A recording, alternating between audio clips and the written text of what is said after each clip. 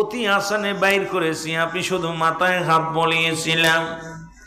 মায়ের বুকে দুধ খাইতে খাইতে সন্তান যেমনি ঘুমায়া যায়, আমি আপনার মা রুট এমনি বাইর করেছি। ঈসা আলাইহিস সালাম ডাকতে বলে, মা, ও আমার মা, আমি জানতে চাই গো মা, আপনার লগে আজরাইল কি রূপ ব্যবহার করেছে গো মা।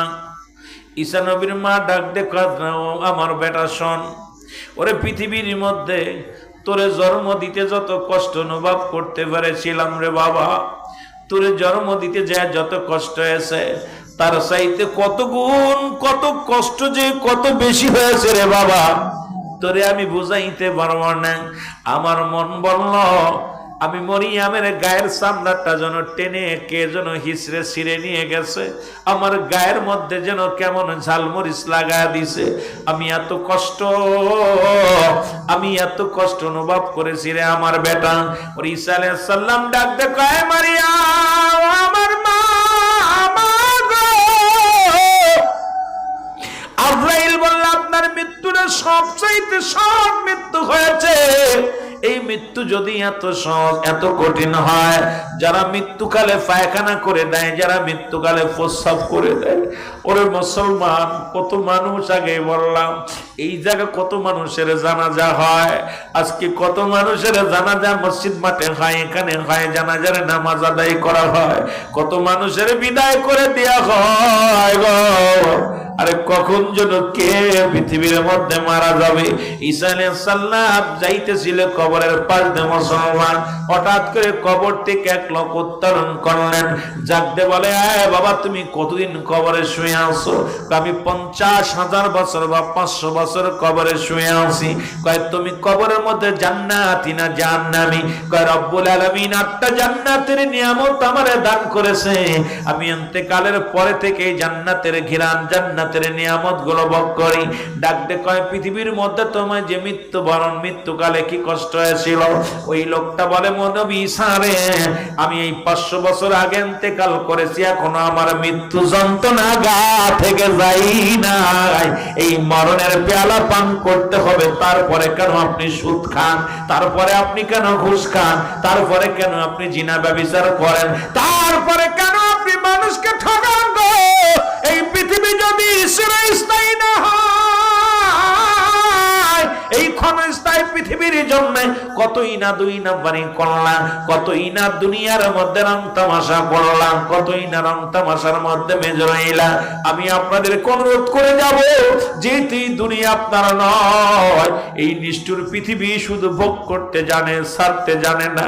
পচা গলা গাঁজাখোর মদখোর নারীখোর যে আছে সবাইকে ভোগ করবে নিষ্ঠুর পৃথিবী। এই নিষ্ঠুর পৃথিবীর কাউকে ছাড়বে না, ভালোটাকে ছাড়বে না, মন্দটাকেও ছাড়বে না। এই নিষ্ঠুর পৃথিবী ভোগ করে নিবে। এই জন্য অনুরোধ করব, এমন জীবন গড়বেন যেন এই নিষ্ঠুর পৃথিবী যখন ছেড়ে আপনি চলে যাবেন, আপনি যাওয়ার সঙ্গে সঙ্গে রব্বুল আলামিন যেন জান্নাতি করে। জোরে জোরে বলেন মারহাবা। আর একটু জোরে জোরে চিল্লা বলা যাবেন আল্লাহু আকবার। ওরে আজ না হয় কাল তুমি যাইবা কবরে, আজ না হয়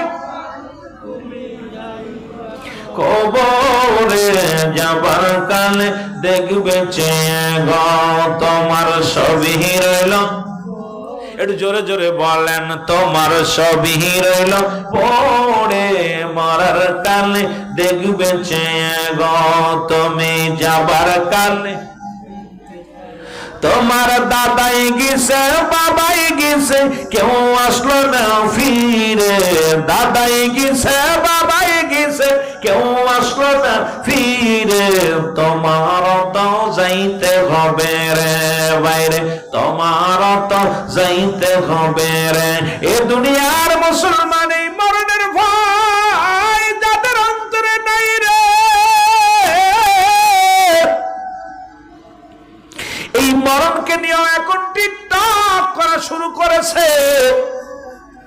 মরা মানুষের সেলফি তুলিয়া ফেসবুকে দিয়া শুরু করেছে। দাদা মরা মানুষের মরা দাদা দাড়িদের সেলফি তোলা শুরু করেছে। কবরে নামাইয়া সেলফি তোলা শুরু করেছে মুসলমান। এই কবরের চিন্তা যদি একবার অন্তরের ভিতর আসতো, আপনার আমার অন্তরে মুসলমান, জীবনে কোনোদিন আপনি অন্যায় কাজে পা বাড়াইতেন না। ওরে এক নাম্বার বিপদ হলো মানুষের মরণ, দুই নাম্বার বিপদ হলো কবর। এই কবর বলতে বোঝায় মানুষের মৃত্যুর পর থেকে শুরু করে কিয়ামত পর্যন্ত জগৎটাকে বলা হয় কবরের জগৎ। জোরে বলেন ঠিক কিনা? আজকে যারা আগুনে পুরাইয়া চিন্তা করে মনে আমার হিন্দু বাবারা আগুনে পুরাইয়া দিলে আর মনে হয় রব্বে কারীম আমার আর পাইব না, ঠিক কিনা? পাইবনি, কথা কন পাইব। কবর বলতে বোঝায় মানুষের মরণের পর থেকে শুরু করে কিয়ামত পর্যন্ত বলা হয় জগৎটাকে বলা হয় কবর। এই কবরে একটা রাত কেমনে থাকবেন একবার চিন্তা করে দেখেন। একটা ঘন্টা আপনি কেমনে থাকবেন, একটা মিনিট আপনি কবরের ভিতরে কেমনে থাকবেন একবার চিন্তা করে দেখেন রে আমার ভাইয়েরা, আমার বন্ধুরা, আমার একবার ভাবেন, বসিয়া বসিয়া চিন্তা করেন গো। আজকে রাত্রে বার হইতে পারতেন না, রাত্রে বেলা ভয় পাতেন, দিনের বেলাও ভয় পাতেন। এমন একটা জায়গা ধরে রাখবে যেখানে কোনো আলো নাই, যেখানে কোনো বাতাস নাই, যেখানে কোনো বন্ধ নাই, যেখানে কোনো বান্ধব নাই। সেই কবর জগৎটা আপনার জন্য আমার জন্য হবে ভয়ানক। এই কবরের বাইরে দিতে শেরে খোদা হযরত আলী রাদিয়াল্লাহু তাআলা আনহু গো।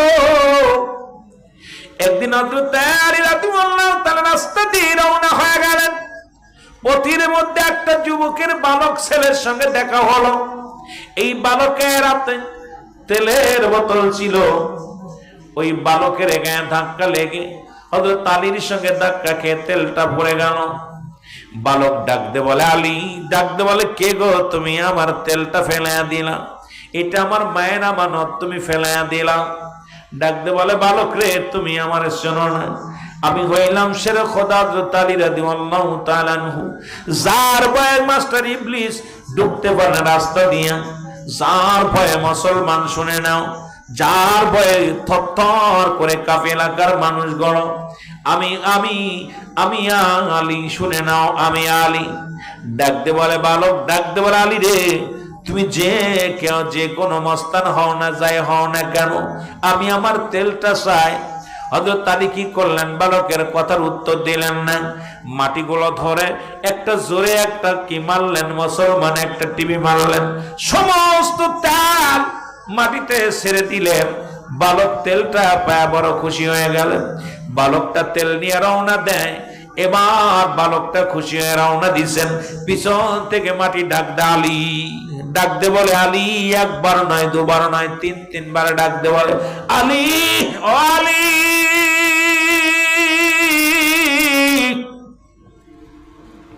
আলী পিছন দিকে তাকা, দেখে কেউ নাই, শুধু আওয়াজ শোনা যায়। ডাকতে বলে আলী, আলী রে। হযরত আলী রাদিয়াল্লাহু তাআলা আবার পিছন দিকে তাকাইলেন। একবার নয় দুবার নয় তিনবার তাকালেন, কোন মানুষ দেখতে পারলেন না। শেরে খোদা হযরত আলী ডাকতে বলে কে রে, আমার নামটা ধরে ডাকো, আমি তো কোনো মানুষ দেখতে পাই না, তুমি কে, ডাক দাও। এবার মাটির জবান খুলে গেছি, ডাকতে বলে আলী রে তুমি আমার চিনবা না, আমি হইলাম জমিন, আমি হইলাম মাটি। তুমি আমাকে একটু আগে যে একটা টিভি মারছো, আমার হাড্ডি ভেঙে গেছে, মনে রেখো গো, আজ তোমার আমি কিছু বলতে পারলাম না, তবে একদিন আমার ঘরতে আসবা, আমার ঘরের মধ্যে আসবা, আমার কাছে আসবা, সেদিন আমিও তোমার হাড্ডি গুড্ডি ভেঙে দিব। জোরে জোরে চিল্লা বলা যাবে না আল্লাহু আকবার। হযরত আলী কাঁদতে কাঁদতে রওনা হয়ে গেলেন। একদিন ঈদুল আযহা ঈদুল ফিতরের নামাজ আদায় করে রাসূলুল্লাহ সাহাবীদেরকে নিয়ে আলোচনা করতেছিলেন। নবী বলেন আমার আলী কই, আলীরে তো দেখতে পাই না। সাহাবীরা বলে হুজুর আলী কাঁদতে কাঁদতে রওনা দিছে, নবীগণ ধরে আসলেন ঘরের ভিতরে। আমার নবীজি বলে আলী দেখে ঘরের মধ্যে কান্নার আওয়াজ শুনতে পায়। রাসূলুল্লাহ ডাক দিয়ে আলী তুমি কেন কান্দো? আলী বলে ইয়া রাসূলুল্লাহ ইয়া হাবিবাল্লাহ আমি কান্দি কবরের ভয়ে কান্দি। নবী বলেন আলী রে আমি নবী তো 10 জন সাহাবীর নাম ঘোষণা করেছি জান্নাতি বলে, তার মধ্যে 4 নম্বরে তুমি। আবু বকর ফিল জান্নাতি, উমর ফিল জান্নাতি, উসমান ফিল জান্নাতি। ও আলী তুমি 4 নম্বরে আমি জান্নাত ঘোষণা করলাম, তারপর কেন তুমি কান্দো? আমি আমার আল্লাহ জানিয়ে দিছে 10 জন সাহাবীর নাম আমি দুনিয়া থেকে জান্নাতি বলে ঘোষণা করে দিয়েছি। আলী আলী রে তারপর তুমি কেন কান্দো? আলী বলে ইয়া রাসূলুল্লাহ ইয়া হাবিবাল্লাহ নবী গো আমি কেন কাঁদছি আপনারে বলি নবী গো, আপনি আমাকে জান্নাতের সার্টিফিকেট দিছে কিন্তু ওই কবর আমারে ছাড়বে না। ইয়া রাসূলুল্লাহ ইয়া হাবিবাল্লাহ ওই মাটি আমার একদিন মাটির সঙ্গে বেয়াদবি হয়ে যায়, মাটিরে আমি চাপ দিয়েছিলাম, ওই মাটি আমার জবান দিয়ে বলেছিল আলীর একদিন আমার ভিতরে আসবে আমি তোমারে দেখবো। ইয়া রাসূলুল্লাহ না জানি কখন মারা যায় রে, কখন দুনিয়ার মাঝের অন্ধকার কবরে চলে যায় নবী গো। ও মায়ের নবী যদি আপনি জান্নাতের শুভ সংবাদ দিছেন কিন্তু ওই জাহাবি কিন্তু নবী গো ওই কবরে যেদিন শোয়া দিবে কবরে আমার সামনে কি রূপ ব্যবহার করবে ভয় আমি কাঁদছি। আমার আলী আমার নবী তাকায় দেখে রে আলীর চোখ দিয়ে দর দর করে পানি ছেড়ে কাঁদতে। রাসূলুল্লাহ আলীর জন্য দোয়া করে জমিন কয় ইয়া রাসূলুল্লাহ ইয়া হাবিবাল্লাহ এই 1টি বছর আলীর চোখে পানি পড়ছে, 1টি বছর আলী রাতে ঘুমায় না, রাত যখন নির্জন হয়ে যায় ওই নিরালায় বইয়া বইয়া কান্দে আল্লাহ তুমি আমারে ক্ষমা করে দাও, আল্লাহ আমি মাটি যেন আমারে চাপ না দেয়। ওই যুবক বন্ধুরা শুনে না নবীর সাহাবীরা যদি কবরের চিন্তা করে, ও মুসলমান নবীগণ যদি কবরের চিন্তা করে আমি গুনাহগার আমি পাপী মানুষ আমার ভিতরে কেন কবরের চিন্তা আসে না? ওই কবরের চিন্তা কেন আমার অন্তরের ভিতরে আসে না? ওই কবর আমারে রাখবে ধরে, ওই অন্ধকার কবর কে পাহারা দিবে? অন্ধকার কবরে আমি কেমনে থাকবো? যে কবরে থাকবে সাপ বিচ্ছু, যে কবরে থাকবে আগুন, যে কবরে থাকবে ভয়ঙ্কর বিষাক্ত জন্তুগুলো, এই কবরটা আমি কেমনে ঘুমায় বলে মুসলমান। এই জন্য হযরত আলী যখন কাঁদতেছিল রব্বুল আলামিনের কাছে আমার নবী যে দোয়া করলেন রব্বুল আলামিনের কাছে প্রার্থনা করার পর জমিনের ভিতর থেকে আওয়াজ শুনতে পারি রে তুমি 1টা বছর কান্না করেছো আমার ভয়ে, আমার ভিতরে আসলে তোমার সঙ্গে খুবই ব্যবহার করবে এই ভয়। আলী রে তোমার চোখের পানি জমিনের মধ্যে পড়ছে, আমরা জমিন তোমারে ক্ষমা করে দিছি। জোরে বলে যাবে না সুবহানাল্লাহ, আয়ের জোরে জোরে চিল্লায়া বলেন আল্লাহু আকবার। এর প্রেম যদি করবি রে মন বলেন প্রেম যদি করবি রে মন ওরে সব সারা চল মদিনায় তোরা সব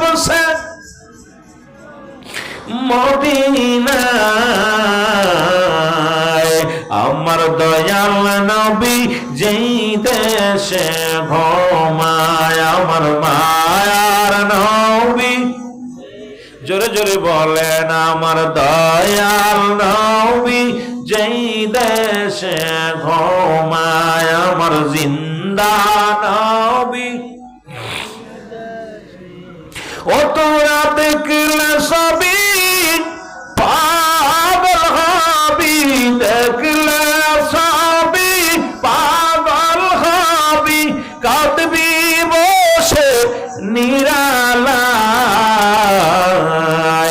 আমার দয়াল নবী যেই দেশে ঘুমায় আমার মায়ার নবী।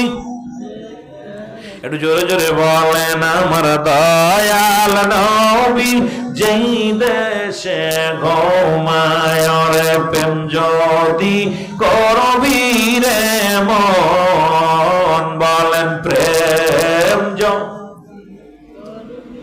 ওরে সব সেরে চল মদিনায় তোরা সব সেরে চল মদিনায় আমার দয়াল নবী যেই দেশে ঘুমায় আমার মায়ার নবী এ দুনিয়ার মুসলমান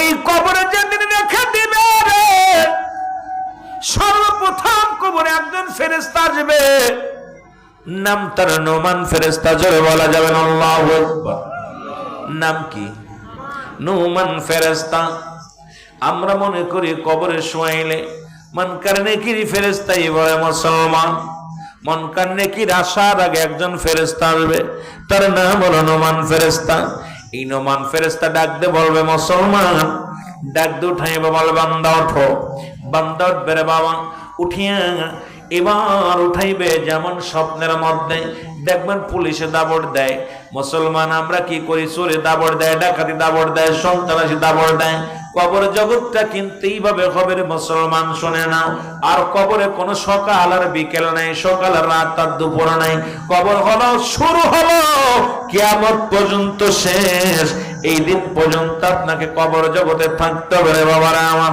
এবার নোমান ফেরেশতা ডাক দিয়ে মুসলমান দু হাত এক হাতের মধ্যে দুখানা কাগজ থাকবে এই কাগজের মধ্যে এক হাতে এক কাগজের থাকবে নেক আমল আর একটা কাগজের থাকবে বদ আমল ডাক দিয়ে বলো জব্বার মিয়া ওঠো দেখবে আব্দুল জব্বার সাহেব উঠে দাঁড়াইবে মুসলমান শুনে নাও এবারে ডাক দিয়ে বলবে আমার বাবারা ইউসুফ সাহেব ওঠো ডাক ধরবে রুহুল আমিন সাহেব ওঠো মাওলানা সাদিক সাহেব ওঠো মুসলমান আমিনুল ইসলাম ওঠো এইরকম নাম ধরে ডাক দিবে না মুসলমান উঠে বড় উঠবে উঠানোর পর হাতের ভিতরে কাগজটা দিবে দিয়া দেখবে কাগজটার মধ্যে দুনিয়ার কত রাকাত নামাজ পড়েছে কত ভালো ভালো কাজ করেছে দুনিয়ার জিন্দেগিতে কোথায় দান ধ্যান করেছে কোথায় ভালো মন্দ কাজ করেছে দেখা বান্দা বড় আনন্দিত হয়ে যাবে ডাকতে বলে বান্দা লেখো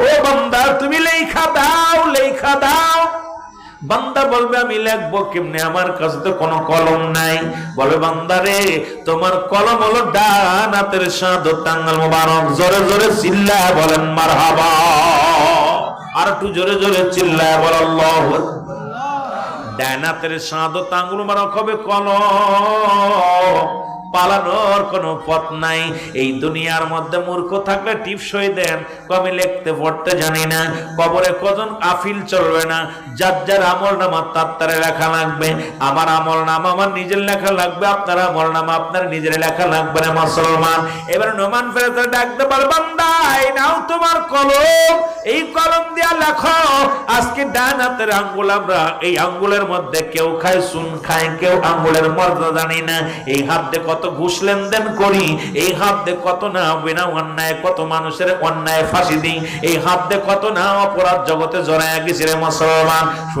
শুনে রাখো এই ডান হাতের কলম মুবারক আজকে কত উকিল কত আইনজীবী কত বিচারপতি কত নির্দোষী মানুষের ফাঁসি দিয়েছে গো শুধু মুসলমান শুনে নাও শুধু মুসলমান নিজের ক্ষমতার দাপট দেখাতে যাইয়া আমার দেশের অনেক আইনজীবী অপরাধী মানুষদেরকে অপরাধী বানাইয়া আজকে মুসলমান সমাজে তাদেরকে ফাঁসি দিচ্ছে তাদের জীবন যাপন জেল দিয়েছে আজকে কত নির্দোষীরা জেলখানায় পচাইছে কত দোষীরা ছাড়া পেয়ে গেছে জোরে বলেন ঠিক কিনা এই কলমের খোঁজা মুসলমান তোমার আমল নামা তোমার হাত দিয়ে লেখা লাগবে ও মুসলমান এবার ডাক দে বলে বান্দা ডাক দে বলে ফেরেশতা নাই আমি তো কলম পাইলাম কলমে কালি নাই আমি কালি পাবো কই কালি তো আমার নাই ডাক দে বলে বান্দারে কালি হলো তোমার মুখের থুতু মুবারক ও আমার বাবারা আমার আমি তোদের পায়ে ধরে বলে যায় হাতে ধরে বলে যায় ও আমার বাবারা তোদের পায়ে ধরে বলে যায়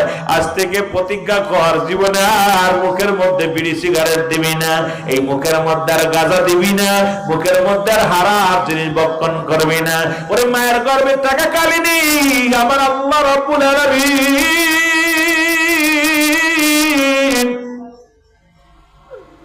রব্বুল আলামিন তোর মায়ের নাভির সঙ্গে নাভিটা সেট করে দিছে কুরক্তগুলো তোমার মুখ দিয়ে খাওয়াই নাই, কারণ এই মুখ দিয়া তুমি আমার আল্লাহরে ডাকবা, এই মুখ দিয়ে কুরআনুল কারীম পড়বা, এই মুখ দিয়া তুমি নবীর দুরূদ পড়বা, এই মুখ দিয়া তুমি মুসলমান শুনে নাও সত্যের স্লোগান দিবা। এই মুখটা দিয়া আল্লাহ রাব্বুল আলামিন তোমাকে হারাম জিনিস ভক্ষণ করান নাই, নাপাক পানি খাওয়ান নাই, দুনিয়ার মধ্যে কুরক্ত খাওয়ান নাই। এই মুখটার রব্বুল আলামিন পবিত্র রাখছে। অনুরোধ করে যে আপনাদের কাছে আজ থেকে প্রতিজ্ঞা করবা, যা এই মুখটার মধ্যে আর বিড়ির টান দিস না, গাঁজার টান দিস না, এই মুখটার মধ্যে আর ইয়াবা লাগাস না, এই মুখ দিয়ে ফাইসা কথা বলিস না, মুখ দিয়ে খারাপ কথা বলিস না, মুখ দিয়ে কারোর গালি দিস না। এই মুখটারে পবিত্র রাখার দরকার আছে কি না?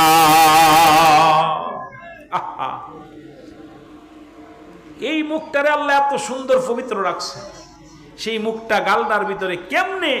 আমি কিছুদিন আগে একটা গজল গাইছিলাম যে কবরে তেরা আগুন পাবি বিড়ি পাবি না, কারে জন্মের খা যত খাবি খা, কবরে তেরা আগুন পাবি বিড়ি পাবি না, ফেরেশতারা খায় না ঘুষ, থাকিবে না তোর যে হুশ, মুগুর মারিবে ধরে রক্ষা পাবি না, কবরেতে আগুন পাবি বিড়ি পাবি না। জোরে কোন ঠিক কিনা? আরো জোরে কোন। এই পাশইতে গেলে মারিবে মুগুর ধরে, শান্তিতে থাকবি না ভাই, শান্তিতে থাকবি না ভাই, দিবে আগুন ঢালিয়া, কবরেতে আগুন পাবি বিড়ি পাবি না। জোরে কোন ঠিক কিনা? কষ্ট হয়নি? কষ্ট হয়? আবার অনেক বিড়ি খোররা কইব, অনেক বিড়ি খোররা কইব রুলামিন ভাই বিড়ি খাওয়ার উপরে দাঁড়ায়, বিড়ি সেইতে জঘন্য খারাপ জর্দা খাওয়া। যেটা বলো ঠিক কিনা? আমার দেশে অনেক বক্তা আছে এত অনেক করে জর্দা খায়। আরে ভাই, অধিক পরিমাণ মাকরু সেবন করলে সগীরা গুনাহ, সগীরা গুনাহকে ছোট করে দেখলে কবিরা গুনাহ, কবিরা গুনাহকারী জাহান্নামী।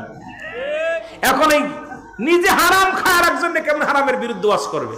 এই জন্য আমি বলতে চাই, উভয় শুকনা গু আর কাঁচা গু পার্থক্য আছে। পায়খানা তো পায়খানায়, একটা শুকনা একটা কাঁচা, কথা কন না কেন? পার্থক্য আছে নি? যুবকরা বিড়ি খায়, আমরা পান জর্দা খাই। আরে আমি এটা আগে সারি, তারপরে যুবকদের বিরুদ্ধে কথা বলি। জোরে বলেন ঠিক কিনা? তবে বলছিলাম যে আপনার বিড়ি সিগারেট খাইলে তিনটে উপকার হয়। কয়টা উপকার? জোরে বলেন কয়টা? জোরে বলেন কয়টা? তিনটে উপকার হয়। যারা নেশাগ্রস্ত, তিনটে উপকার হয়। নাম্বার ওয়ান, এক নাম্বার, জীবনে তারা কুকুরে কামড়ায় না। কি করে না?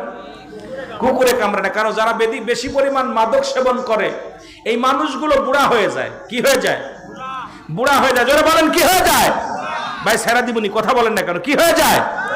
আমার দিছেন কবরের ওয়াজ, হঠাৎ করে দিকে গেলাম, আমার জাহান্নামের দিকে যাইতে, হঠাৎ করে দিকে লাইনে গেছি। আপনারা আবার কথা না বললে তো আমি ওয়াজ করে শান্তি পাবো না। বুড়া হয়ে যায়। বুড়া হইলে নেয় হাতে লাঠি। কি নেয়? লাঠি যার কাছে থাকে তার কি কুকুরে কামড়ায়? চিন্তা আছে ওর কাছে গেলেই বাড়বে আমারে, ভয় আছে না? কুকুর যার কাছে লাঠি থাকে তার কাছে কুকুর আসে? আসে না ভয়তে। দুই নাম্বার, ওই বাড়িতে চোর আসে না, কারণ রাত বেড়ে জোরে জোরে কাশি দেয়। বলেন যে বাড়ি মানুষ জেগে থাকে সে বাড়ি চোর যায়, ধরা পড়ার ভয় আছে না? চোর চিন্তা করে বাড়ি গেলেই ধরা পড়বো। যে বাড়ি দেখুন অধিকাংশ মানুষ যাদেরকে নেশাগ্রস্ত মানুষ, অনেকের এমনি হয়, অনেক সময় হাফিন কাশি টাশি আল্লাহ দিছে, রোগ দিছে, সেটা ভিন্ন কথা। কিন্তু যারা মাদক সেবন করে অল্প বয়সে তাদের ফুসফুসি নষ্ট হয়ে যায়, ভিতরটা হক্ক যক্ষা কাশি তাদের শুরু হয়ে যায়, জোরে জোরে কাশি দেয়, রাত ভরে খালি কাশতে কাশতে রাত চলে যায়। জোরে বলে ঠিক কিনা? তিন নাম্বার, মরণ সহজ হয়। কাশি দিয়েছে, কাশি দিয়ে শেষ, কারণ গলায় বাচ্চা শেষ। এই তিনটা আমি বিপদ আপনাদের উপকার করে গেলাম। যারা যত খাবেন খান, আমি বারণ করব না। তবে অনুরোধ করি, কবরে কিন্তু এসব পাবেন না, কবরে পাবেন না। যাওয়ার সময় কিছু দিয়ে যেতে বলবেন, বলবেন যাই নামাজ ইসির মধ্যে কাফনের কাপড়ের মধ্যে কিছু দিয়ে দিতে বলবেন। অনুরোধ করব আমার যুবক ভাইদেরকে, ও যুবক, একটা মানুষ যদি মাদক থেকে ফিরে আয় বাবা, মাদক যে ঘরে ধরছে সে ঘর শেষ। জোরে বলেন ঠিক কিনা? আমার ভাইয়েরা, আমার বন্ধুরা, আমার মুখের তুতু মুবারক হবে কালি, কালি যদি জমে যায়, নষ্ট হয়ে যায়, কলম চলবে না। এই জন্য মুখটারে পবিত্র রাখবি রে বাবা। মুসলমান কালি পাইব, ডাকতে বলবে আমি কলম পাইলাম, কালি পাইলাম, খাতা পাবো কয়, কাগজ পাবো কয়। 3 টুকরা কাপড় দেওয়া হয়। কাপড়ের কাপড় টান দিয়ে খুলে নিয়ে বলবে বান্দা এই নাও লেখো। বান্দা হাতের মধ্যে নিয়ে লেখা শুরু করবে। সেকেন্ডের মধ্যে লেখা শেষ হয়ে যাবে। সেকেন্ডের মধ্যে কম্পিউটারের মধ্যে লেখা হয়ে যাবে। হাত থেকে ছিনিয়ে নিবে, আর এক টুকরা কাপড় দিবে, হাতের মধ্যে কাগজ দিবে, বান্দা নাও। এই 80 বছরের জিন্দেগি কত রাকাত নামাজ কাজা দিছিলা, কত জায়গা তুমি বেগানা নারী নিয়ে ঘুরছিলা, কত জায়গা গাজার প্যান্ডেলে বইলা, কত জায়গা মদের প্যান্ডেলে বইলা রে বান্দা, কত জায়গা তুমি জুয়ার প্যান্ডেলে বইলা, কত জায়গা কত অন্যায় কাজে লিপ্ত হইলা। বান্দা দেখবে আর চোখের পানি ছেড়ে ডাকতে পারবে, আয় ফেরেশতা আমি লিখতে পারবো না। নোমান ফেরেশতা এত জোরে চাপ দিবে রে মুসলমান, ডান দিকের মাটিগুলো চাপ দিবে, ডান দিকের হাড্ডিগুলো বাম দিকে চলে যাবে, বাম দিকের হাড্ডিগুলো ডান দিকে চলে আসবে। এমন ভাবে চাপ দিবে রে মুসলমান, ওই কবরের ভিতরে এত জোরে গর্জন মারবে, হাজার হাজার গজ মাটির নিচেই চলে যাবে, আবার উত্তোলন করা হবে। বান্দা এক একটা আমল তোমারে লেখানো হবে। বদ আমল গুলো যখন লেখানো হবে, লেখা শেষ হলে বলবে বান্দা গুড বাই, আমি বিদায়। একটু পরে তোর কবরের ভিতরে মেহমান কারণে কিনে ফেরেশতা আয়া তোর আমল নামাটা দেখবে। ও বান্দা যার যার আমল নামা তার হাতে লেখা লাগবে। এবার মুসলমান নোমান ফেরেশতা বিদায়ের পরপরই চলে আসবে, মুনকার নেকির ফেরেশতা চলে আসবে। আসি আপনার আমল নামা দেখবে, ওই গলার ভিতরে লটকানো থাকবে আপনার আমল নামাটা। এইটা দেখবে বান্দা, তোমার ভালো আমল থাকলে 8টা জান্নাতের দরজা খুলে দিবে, খারাপ আমল থাকলে রে বান্দা জাহান্নামের 7টা দরজা খোলা থাকবে। কিয়ামত পর্যন্ত যারা জান্নাতি নিয়ামত ভোগ করবে গো, যারা জাহান্নামীর ওই অগ্নিকাণ্ড সব বিশ্ব মুসলমান শুনে নাও। কঠিন আযাব গজব ওই কবরের মধ্যে পাবে রে মুসলমান। আর কবরে যা আযাব হয়, আমি বারবার বলি, কবরে যে বিশ্বাস যাদের না হয়, আগামী দিন বাড়ি যাইয়া কবরের পাশে একটা গরু বানবেন, আগামী দিন যাইয়া একটা ছাগল বানবেন, বান্দিয়া ভালো খাবার দিবেন, খাবার দেওয়ার হলে দাঁড়ায় থাকবেন। দেখবেন ওই পশুটা রশি ছেড়াছিড়ি করবে, টালু মালু তাকাইবে, চোখের পানিগুলো দর দর করে ছেড়ে দিবে। কবরে আযাব একমাত্র মানুষ এবং দানব বুঝতে পারে না, পৃথিবীর মধ্যে সব প্রাণী বুঝতে পারে মুসলমান। এই কবরে কিন্তু আপনাকে ছাড়বে না, গরিব বলেন, ধনী বলেন, বাদশা বলেন গো, পৃথিবীর মধ্যে যত বড় টাকাওয়ালা বলেন, বাড়িওয়ালা বলেন, পৃথিবীর মধ্যে প্রতাপশালী 4 জন বাদশা ছিল গো, তারাও দুনিয়া থেকে বিদায় হয়ে গেছে।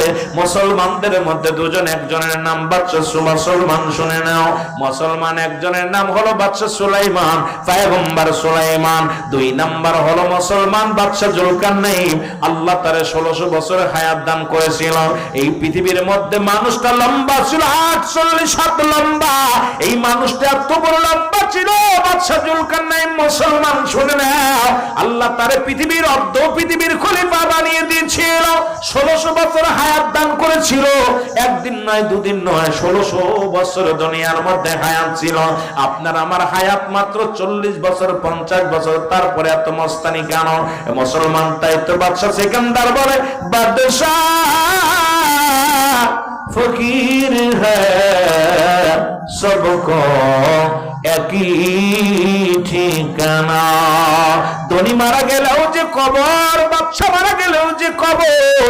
এই কবর মুসলমান গরিবের জন্য সেই কবর, বাদশার জন্য যে কবর, তো মুসলমান শুনে না একই ঠিকানা। হয়তো কারোর জন্য দামি কাপড়, কারোর জন্য হয়তো একটু নরমাল কাপড়, কেউ হয়তো কাপড় পাবে না, কেউ কাপড় নিয়ে কবরে যাবে রে মুসলমান। শুনে নাও, যে কথাগুলো বলতেছিলাম, এ মুসলমানদের কান্ডা লাগা শোনো। বাদশা জুলকারনাইন আল্লাহ রাব্বুল আলামিন একটা যে যার ঘোড়া দান করেছিল, যে ঘোড়াটা একটা কদম পা বাড়ালে মুসলমান শুনে নাও 12,000 মাইল অতিক্রম করত। যা বাংলাদেশের ইতিহাসে, এই পৃথিবীর ইতিহাসে এত বড় ঘোড়া, এত বড় কদম ফেলানো ঘোড়া আর আসে নাই রে মুসলমান। এই বাদশা জুলকারনাইন মক্কা থেকে যারা মক্কা মদিনায় গেছেন, ওখান থেকে উত্তর দিকে একটা মহকামা দেখা যায়, আলেকজান্ডারিয়া সিটি শহর বলা হয়। এই মাজারে শিকারে বাদশা জুলকারনাইনকে শুয়ায় রাখা হয়েছে। ওনার কবরের পাশে একখানা সাইনবোর্ড লাগানো আছে। উনি জীবন দশায় লিখে গেলেন, দুনিয়ার মানুষ, আমার হায়াত সীমিত, আমি যে ভুল করেছি তোমরা সেই ভুল করো না। 1600 বছর হায়াত পায়া যদি বলে হায়াত সীমিত, আমি আপনি 40 বছর পাইয়া 50 বছর পাইয়া সেই খোদা তাআলাকে যদি ডাকতে না পারি, আল্লাহর দরবারে কি জবাব দিব? জোরে বলেন ঠিক কিনা? কাফেরদের মধ্যে ছিল দুজন, একজনের নাম হলো মুসলমান। শুনে নাও, দুইজন ব্যক্তি ছিল। একজনের নাম হলো বাদশা নমরুদ। এই পৃথিবীর মধ্যে আল্লাহ তাআলা ক্ষমতা দান করেছিল বাদশা ফিরাউন বা নমরুদ। আমার বাবারা, আমার দ্বিতীয় জন বাদশা মুসলমান। শুনে নাও, বুকতানসর। এই পৃথিবীর মধ্যে কাফেরদের মধ্যে দুজনকে আল্লাহ তামাম পৃথিবীর রাজত্ব দান করেছিল। মুসলমানদের মধ্যে দুজনকে আল্লাহ রাজত্ব দান করেছিল। দেখা যাক ওরা আমার পক্ষে থাকে কি থাকে না রে মুসলমান। শুনে নাও, আজকে এই জন্য কথা বলে যায়, ও যুবক, একটা কথাই আমার মনে পড়ে গেল। মুসা আলাইহিস সালাম যখন রব্বে কারীমের দিদারে যায়, এবার সঙ্গে সঙ্গে 3 জন মানুষের সঙ্গে সাক্ষাৎ হয়। জোরে জোরে চিল্লা বলা যাবে না আল্লাহু আকবার। মুসা আলাইহিস সালামের কাছে আজরাইল আলাইহিস সালাম আসলেন। আচ্ছা, সালাম দা, আসসালামু আলাইকুম নবী, ও আল্লাহর নবী মুসা, আপনার বিদায় নিতে হবে, আপনার আর খাওয়ার সম্ভাবনায় যেতে হবে রে মুসলমান। শুনে নাও, মুসা আলাইহিস সালাম ডাক দিয়ে বলে, ও আজরাইল, তুমি আসছো আমার নেওয়ার জন্য, আমি যাব। তবে যাওয়ার আগে একটা আমার বড় দাবি, আমি রব্বে কারীমের সঙ্গে একটু সাক্ষাৎ করতে চাই।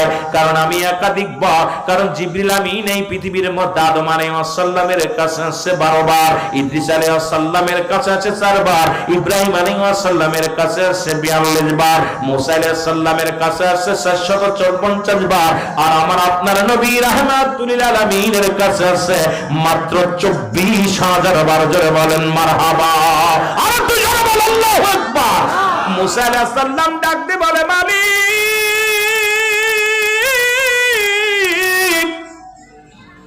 মালিক রে, চলে যেতে হবে রে। ও আমার আল্লাহ, যেহেতু আমার বিদায় নিতে হবে, মরণের ওয়াজ শুনে নাও মুসলমান। আল্লাহ, আর একটাবার তোমার সঙ্গে শেষ সাক্ষাৎ করতে চাই। আমি বনি ইসরাইল লোকদের জন্য কিছু নালিশ আপনার কাছে করে যেতে চাই, আমার কওমের লোকেদের জন্য কিছু নালিশ করে যেতে চাই। আজরাইল কাল্লা, মুসা নবীর রূহ টানতে গেছিলাম, মুসা নবীতে এটা বলছে, আর একটা কি করা হবে? মুসলমান, আমার আল্লাহ রাব্বুল আলামিন ডাক দে বলে, যাও রে জিবরিল, আজরাইল যাও, মুসা নবী যা বলছো তা শোনো, আর একবার দেখা হবে অমুক দিন, শুক্রবারের দিন আমি মুসা আলাইহিস সালামের সঙ্গে দেখা করব। মুসা আলাইহিস সালাম রওনা দিয়েছেন। 3 জন ব্যক্তির সঙ্গে দেখা। প্রথম ব্যক্তি বিশাল ধনী ডাক দেখায়, মুসা রে কই যাও? মুসা আলাইহিস সালাম কয়, যাই আমার রব্বে কারীম, আমার আল্লাহ রাব্বুল আলামিনের সঙ্গে দিদারে যাই। জোরে জোরে চিল্লা বলা যাবে না মারহাবা। এরে আমি যাই আল্লাহর সঙ্গে দিদার করতে, কথাবার্তা বলতে।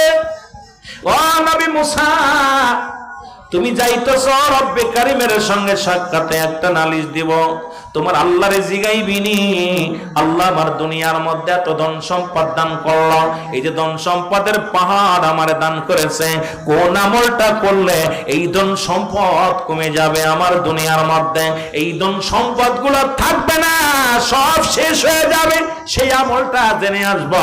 পরে মুসা আলাইহিস সালাম বলে, নিলাম, তোমার নালিশটা নিলাম।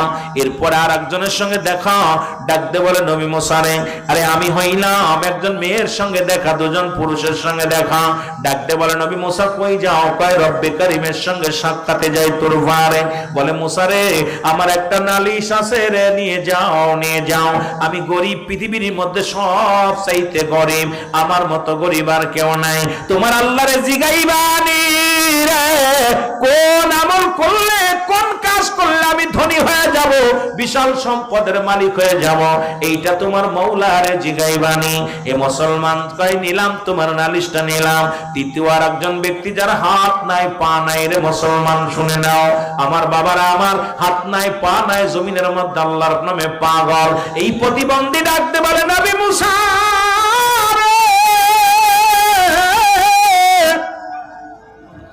তুমি এই পথে পিরাই পিরাই যাও। কই যাও? কয় যাইতেছি রব্বে কারিমের সাক্ষাতে যাইতেছি। কয় নবী মুসা রে, আমার একটা নালিশ আছে, নালিশটা নিবানি। কয় কি নালিশ? কয় আমার আল্লাহ রাব্বুল আলামিন আমারে কেন বানাইলো? আমার তো পাও নাই, আমার হাত নাই, আমার এই দুনিয়ার মধ্যে কেন পাঠাইলো? আমার কোনো কাজ আছে নি, যাই না আসবারে নবী মুসা।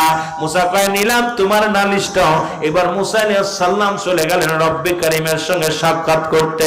শেষ আলাপ হবে নবী মুসা আলাইহিস সালামের সঙ্গে আল্লাহ এর সালাম বিনিময়। মুসলমান শুনে নাও, রব্বে কারিমের সঙ্গে সাক্ষাৎ, তার পুত্র সব কথা বললেন।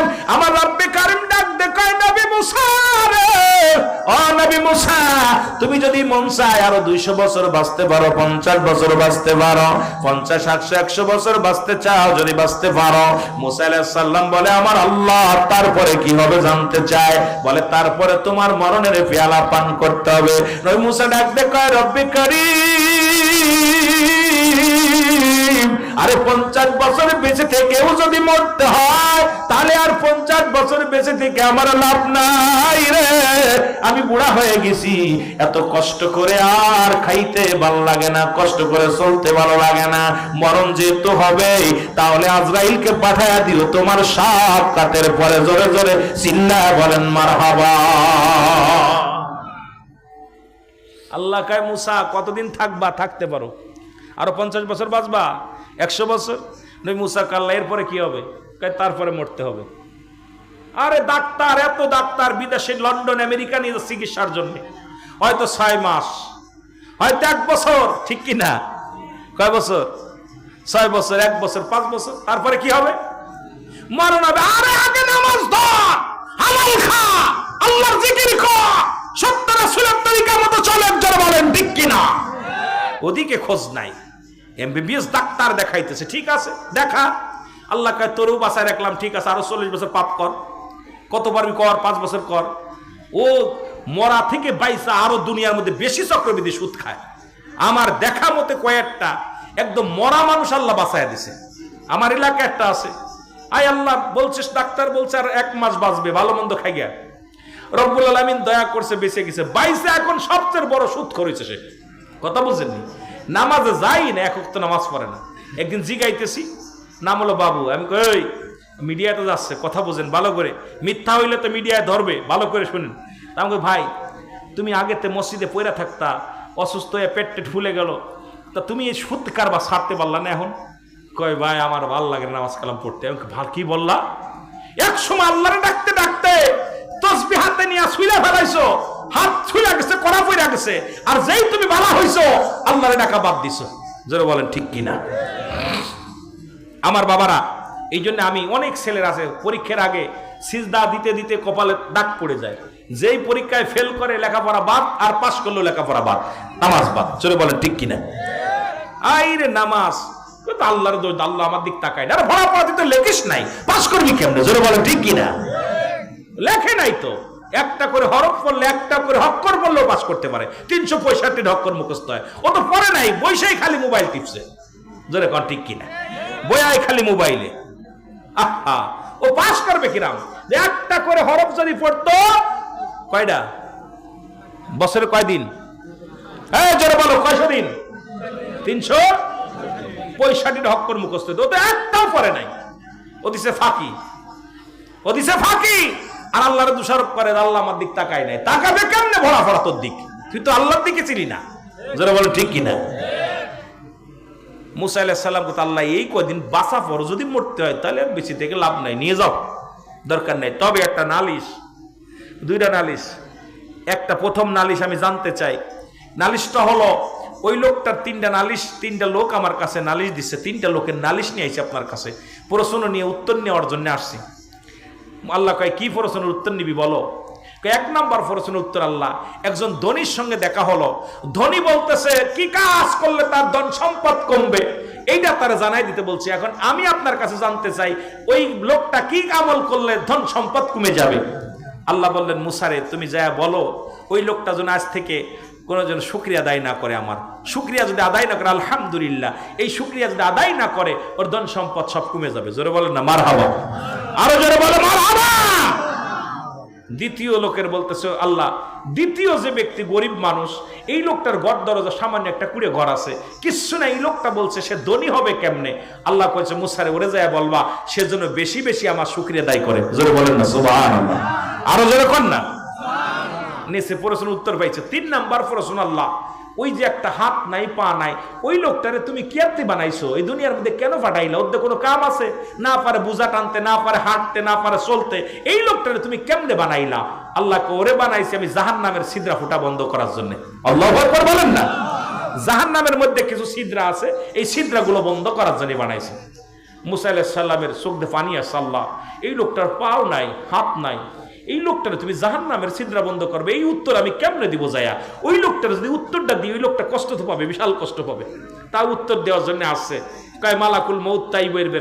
আমার মুসলমান বাবারা, মুসা আলাইহিস সালাম চলে আসলেন, প্রথম দেখা হলো ধনীর সঙ্গে দেখা হলো। ধনী ডাকতে বলে নবী মুসা রে, ও নবী মুসা তোমার আল্লাহর সঙ্গে সাক্ষাৎ হয়েছে নি? কয় হ। যদি সাক্ষাৎ হয় আমার ধন সম্পদ কি করলে কমে যাবে বলো রে নবী মুসা? বলে মুসা ডাক দে কয় ও ধনী, আমার রব্বে কারিম বলেছে আজ থেকে তুমি রব্বি কারিমের শুকরিয়া আদায় করবা না, দেখবে তোমার ধন সম্পদ কমে যাবে। ধনী ডাক দে কয় নবী মুসা রে আমারে কি পাগল পাইছনি? আরে ধন সম্পদ আরো যদি বেশি হয় দুঃখ নাই, তবু আমার আল্লাহর শুকরিয়া আমি বাদ দিতে পারবো না। জোরে জোরে চিল্লায় বলা যাবে না মারহাবা। ওরে ধন সম্পদ আরো, কিন্তু আমি আমার আল্লাহ শুকরিয়া আদায় করবো না, এটা হবে না। আরো দ্বিগুণ সম্পদ বেড়ে গেছে লোকটা। নবী মুসা চলে গেলেন গরিবের কাছে, যা বলেন গরিব মহিলা ডাকতে বলে নবী মুসা তোমার আল্লাহরে জিগাইছনি কি আমল করলে আমি ধনী হব, কি কাজ করলে আমি ধনী হব জিগাইছনি? কয় বুড়ি মারে জিগাইছি শোনো, তুমি বেশি বেশি রব্বে কারিমের শুকরিয়া আদায় করবা। বুড়িমা কয় তোর আল্লাহ আমারে কি দিছে? আমি না খাতি পাই না, পট্টি পাই না, গায়ের মধ্যে বল নাই, গ্রামে গ্রামে ঘুরে ঘুরে দুটো চাল পাই ডাল পাইটা খায়, আর কেন তোর আল্লাহ শুকরিয়া আদায় করব? সঙ্গে সঙ্গে একটা তুফান আসলেন, তুফান আসিয়া বুড়ির ঘর দরজায় যা ছিল একটু কুড়িয়ে ঘর ভেঙে গেছে। ডাক দেখায় বুড়িমা নবী মুসা রে, সারাদিন ঘুরে ঘুরে বেড়াইতাম, সারাদিন মানুষের দ্বারে দ্বারে ভিক্ষা চাইতাম রে, রাত হলে একটু মাথা গোজার জায়গা ছিল, আজকে ঘরটা ভেঙে গেছে রে, আমি থাকবো কোথায়? রাতের অন্ধকারে থাকবো কোথায়? রব্বে কারীম তোমার শুকরিয়া আদায় করি, যদিও খাবার না পাইতাম না, যদিও ভালো মন্দ পাই নাই, তবু তো শোয়ার একটু জায়গা দিছো আমারে, তোমার শুকরিয়া আদায় করি। সঙ্গে সঙ্গে শুকরিয়া আদায় করছে, সঙ্গে সঙ্গে ঘরটা সুন্দর ঘর হয়ে গেছে। জোরে জোরে চিল্লায় বলা যাবে না মারহাবা। এবার নবী মুসা হাঁটতে হাঁটতে যা দেখে রে, ওই প্রতিবন্ধী যার হাত নাই যার পা নাই, এই লোকটা পড়ে পড়ে কান্দে, চোখের পানিগুলো ছেড়ে ছেড়ে কান্দে। আল্লাহ ও আমার আল্লাহ, ও আমার আল্লাহ। মুসারে দেখে বড় হাসি পেয়েছে রে। আল্লাহ আজকে নবী মুসারে পাইছি, তুমি আমারে কেন বানাইলা? আজকে জানতে পারবো আমার তো হাত নাই পা নাই, প্রতিবন্ধী মানুষ, নোলা মানুষ, আমারে কেন বানাইলা? এত কষ্ট দিলা দুনিয়ার মধ্যে, আজকে মুসা নবীরে পাইছি, জিগাইব তোমার কাছে জিগায় আসছে, তোমার উত্তরটা আমি পাবো। ডাকতে বলে নবী মুসা রে, নবী মুসা। নবী মুসা কয় ও প্রতিবন্ধী ভাই, কই ও নবী মুসা তোমার মাওলারে জিগাইছনি? কই কি কয় তুমি আমারে বানাইছি কেন, আমার দিয়ে কোনো কাজে লাগবে নি। মুসা আলাইহিস সালাম ডাক দিয়ে কয় ও প্রতিবন্ধী হাত পা বিহীন লোকটা, শোনো তোমার প্রশ্নের উত্তর আমি কেমনে দিব, তবু দেওয়া লাগবে, যেহেতু রব্বি কারীম আমার উত্তর দিয়া দিছে। তোমারে বানানো হয়েছে ওই না জাহান্নামের মধ্যে বড় বড় কিছু ছিদ্রা থাকবে, জাহান্নামের মধ্যে কিছু ফুটা থাকবে, এই ছিদ্রাগুলো বন্ধ করার জন্য তোমারে বানাইছে। সঙ্গে সঙ্গে প্রতিবন্ধী শুকরিয়া আদায় করে আলহামদুলিল্লাহ, ও রব্বুল আলামিন তুমি আমার হাত দাও নাই দুঃখ নাই, পাও দাও নাই দুঃখ নাই, তবু আমার দুনিয়ায় পাঠাইলা আমার দেড়টা কাজে লাগাইবা, আমারে তুমি জাহান্নামের ছিদ্রা বন্ধ করবা, আমি এতেই শুকরিয়া আদায় করি। আমারে তো বিনা কারণে বানাও নাই, আমার তো দুনিয়ায় বিনা প্রয়োজনে পাঠাও নাই, সুতরাং আমার দিয়ে যেহেতু জাহান্নামের ছিদ্রাগুলো বন্ধ করবা। আল্লাহ ডাকতে কয় জিবরিল তাড়াতাড়ি যা আমার নবী মুসারে জানাইয়া রে, আরে তাড়াতাড়ি যা, দেরি করিস না। ওই হাত পা বিহীন যে লোকটা আছে আমার নবী মুসারে বল, ও আমার শুকরিয়া আদায় করার সঙ্গে সঙ্গে আমি আল্লাহ এত খুশি হয়ে গেছি, জান্নাতের 8টা দরজা ওর জন্য খুলে রাখছি। আরো জোরে, আরে মুসলমান যে হালাতে থাকো না কেন গো, যে হালাতে থাকো না কেন গো, রব্বে কারীমের শুকরিয়া আদায় করবা। সুখে থাকো বলো আলহামদুলিল্লাহ, দুঃখে থাকো আলহামদুলিল্লাহ, কষ্টে থাকো আলহামদুলিল্লাহ, খেয়ে থাকো আলহামদুলিল্লাহ। আজকে নাফরমান গুলোর জন্য জাহান্নাম, জোরে জোরে চিল্লায় বলেন ঠিক কিনা, আর একটু জোরে জোরে চিল্লায় বলা যাবে না আল্লাহু আকবার। নবী মুসা ডাকতে কয়বার পিছনে ফিরে চলে গেলেন। মুসা নবী আল্লাহর সঙ্গে দিদারের জন্য যে কথা বলতেছিলাম, ডাকতে কয় আমার আল্লাহ আমার বনি ইসরাইল লোকদের একটু খাবার ব্যবস্থা করে দিবা, তারা তো অলস মানুষ, তুমি খাবারের প্রয়োজন করে দিবা। আল্লাহ কয় মুসারে তোমার হাতে কি, কয় লাঠি, কয় লাঠি দিয়ে একটা বাড়ি মারো, পাহাড়ের মধ্যে লাঠি দিয়ে বাড়ি মারলেন। বাড়ি মারা পর মুসলমান সঙ্গে সঙ্গে পাহাড়টা প্রতিখণ্ড হয়ে গেল, ভিতর থেকে একটা নদী বাইর হয়ে গেল। এই নদীর ভিতরে একটা পাথর পাইলেন। মুসা আলাইহিস সালাম ডাক দিয়ে আল্লাহ কয় মুসা ওই লাঠি দিয়া পাথরের মধ্যে বাড়ি মারো। পাথরের মধ্যে বাড়ি মারছে, দেখে পাথরের মধ্যে একটা হরিণ তাজা ঘাস খাচ্ছে। মুসলমান শুনে নাও, আল্লাহ কয় নবী মুসা রে দেখছো নি ওই পাহাড়ের মধ্যে একটা মুসলমান সাগর, সাগরের মধ্যে একখানা পাথর, পাথরের মধ্যে একখানা হরিণ আছে, একেও আমি আল্লাহ খাওয়াই। পৃথিবীর সমস্ত মাখলুকাতের খাওয়ানোর দায়িত্ব আমার। এই পৃথিবীর ভিতরে যত মাখলুকাত আমি আল্লাহ পাঠাইলাম, পৃথিবীর মধ্যে যত মাখলুকাত আমি আল্লাহ প্রেরণ করলাম, সবকিছুর দায়ভার আমার, সবার খাওয়ানোর দায়িত্ব আমার। রিজিকের মালিক আমি, দৌলতের মালিক আমি, হায়াত মৌতের মালিক আমি আল্লাহ। জোরে জোরে চিল্লায় বলো মারহাবা। এরা আল্লাহ কয় মুসা রে এই সাগরের মধ্যে যদি তুমি ওই পাথরের মধ্যে হরিণকে যদি আমি তাজা ঘাস খাওয়াইতে পারি, সমস্ত মাখলুকাতকে খাওয়াইবো, তুমি যাও। উনি রওনা হয়ে গেল, মুসা নবী রওনা হয়ে গেছে। পথের মধ্যে মুসা আলাইহিস সালাম ও মুসলমান দেখে কয়েকজন মানুষ কবর খুঁড়তেছে। মুসলমান সাপড় নিয়া, কোনটা নিয়া, দা নিয়া সব কবর খুঁড়তেছে।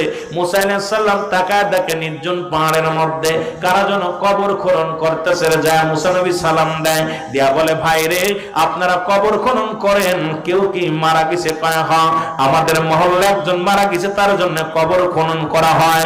বলে সেই লোকটা দেখার কয় দেখতে শুনতে আপনার মতো, লম্বা চওড়া আপনার মতো, যদি আপনি সহযোগিতা করতে চান আমাদের সঙ্গে করতে পারেন। মুসা আলাইহিস সালাম বলে দেন আমার কাছে দেন, কুদাল দেন। কুদাল নিলেন, খুন্তা নিলেন, নিয়ে সুন্দরভাবে নিজের কবরটা নিজেই খনন করলেন। মুসা নবী তার নিজের কবরটা নিজেই খুললেন। কোরা পর মুসা নবীকে ডাকতে বলে ফেরেশতারা আমার আল্লাহ যে হুকুম দিলেন যেমনি ভাবে তার মৃত্যু হলো। মুসা আলাইহিস সালামকে ডাকতে বলে, আমার আজরাইলকে ডাকতে বলে আজরাইল যাও যাও ওই ফেরেশতাদের মধ্যে যাইয়া ও মুসলমান মুসা নবীর কবর খনন করেছে ফেরেশতা দিয়া, মুসা নবীর কবর খনন করেছে, নিজের কবর নিজের খনন নিজেই খনন করেছে। মুসলমান শুনে নাও। এবার যখন আজরাইল আলাইহিস সালাম আসলেন, ফেরেশতারা ডাক দিয়ে বলে, হুজুর আপনার যে লাশটাই কবরে শোয়াইব, দেখতে শুনতে আপনার মতো মাপ, আপনার মতো, আপনি একটু কবরের ভিতর শোন, দেখা যাক আপনার মাপ ঠিক হলে সেই লোকটার মাপ ঠিক হবে। যখন মুসা আলাইহিস সালাম কবরের ভিতরে শুইছে, শুয়া বর্তমান আরাম শান্তি লাগছে। আল্লাহ এই নির্জন কবর মাত্র একমাত্র ঠিকানা মানুষের জন্য বানিয়েছে আল্লাহ।